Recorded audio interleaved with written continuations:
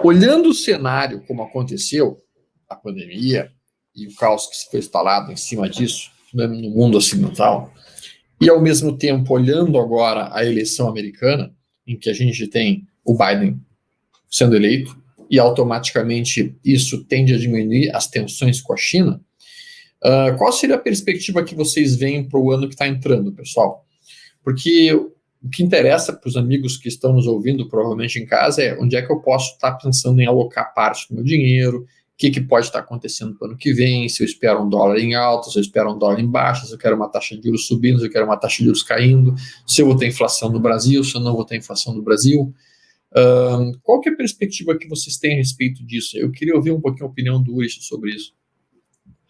Deixa eu começar falando, então, acho que é importante falar de Brasil, e aí depois o Leandro pode trazer uma perspectiva mais internacional, até porque uma das perguntas que o pessoal já colocou aqui no chat até é sobre essa tensão geopolítica Estados Unidos e China, e que não é apenas Estados Unidos, é mais mundo e China. A gente está vendo a Austrália aí está escalando tensões geopolíticas com China, mas vou deixar isso depois para o Leandro.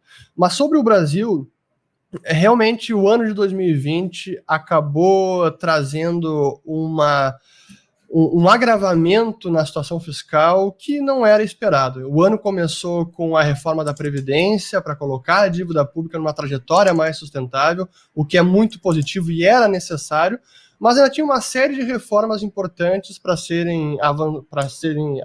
avançarem na Câmara, reforma administrativa do Estado, reforma tributária. Só que veio o meteoro da pandemia e tudo isso acabou sendo inevitavelmente relegado a segundo plano ou postergado, junto com os auxílios emergenciais, toda a expansão fiscal do governo, e colocou as contas públicas numa situação realmente que ninguém poderia imaginar. E a gente acabou gastando, a gente como nação, o Estado brasileiro, acabou gastando até mais do que poderia, de acordo com a sua capacidade financeira. E o que a gente viu ao longo de 2020 foi uma expansão fiscal, uma expansão monetária também, porque da mesma forma o Banco Central buscou ajudar com a taxa Selic a 2%, menor patamar de toda a história. Só que isso teve repercussões muito importantes. Primeiro, na taxa de câmbio, que chegou a bater quase 6, o dólar aqui no Brasil, agora está nos seus 5,30, mas foi das moedas que performaram pior em 2020, por isso que a gente vê também os índices de preços como IGPM, do produtor, no atacado, subindo acima de 20% nos últimos 12 meses, o IPCA ainda não tanto. Então isso colocou pressão no câmbio, colocou pressão na curva de juros, que acabou empinando. O Banco Central reduziu a taxa Selic de curto prazo, mas os juros longos acabaram subindo. Então teve um efeito ao contrário do que eles gostariam, até para estimular a atividade econômica. E, por outro lado, também a inflação está começando a preocupar mais. Então, entrando agora em 2021, qual é o cenário? É um cenário muito desafiador para o governo, porque ele precisa conter um déficit recorde, vai ser quase 20% do PIB, considerando o déficit nominal, que inclui despesa de juros, vai levar a dívida pública para quase 100% do PIB em 2020, e numa economia que ainda está se recuperando, mas de forma muito desigual, né? A gente vê setores como construção civil, como indústria, que estão tendo um desempenho até recorde em 2020, apesar da pandemia, mas outros como serviços ainda sofrendo bastante.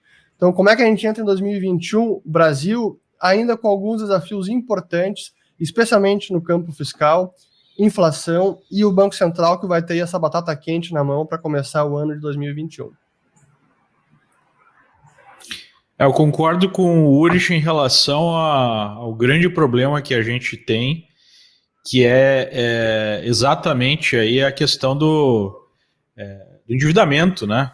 Endividamento, juro baixo, que está sendo resolvido por um câmbio mais depreciado.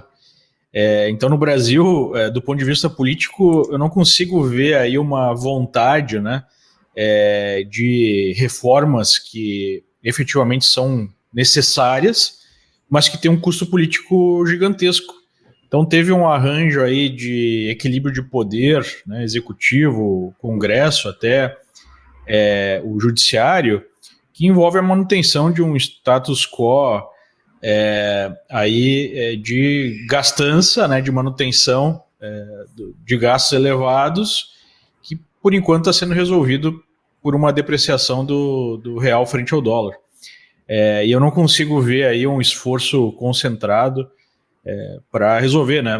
O maior esforço concentrado que foi feito foi para a reforma da Previdência, que gerou aí uma poupança de mais ou menos 1 trilhão, né, um pouco menos de 1 trilhão para 10 anos. Isso foi agora, por conta da foi pandemia, consumido, né? em poucos meses, né? Impressionante. Se queimou o que se criou, tipo, e vejam, né, foi um esforço violento, né? Se ultrapassou várias existências, demorou para fazer a reforma da Previdência, mesmo no início do governo.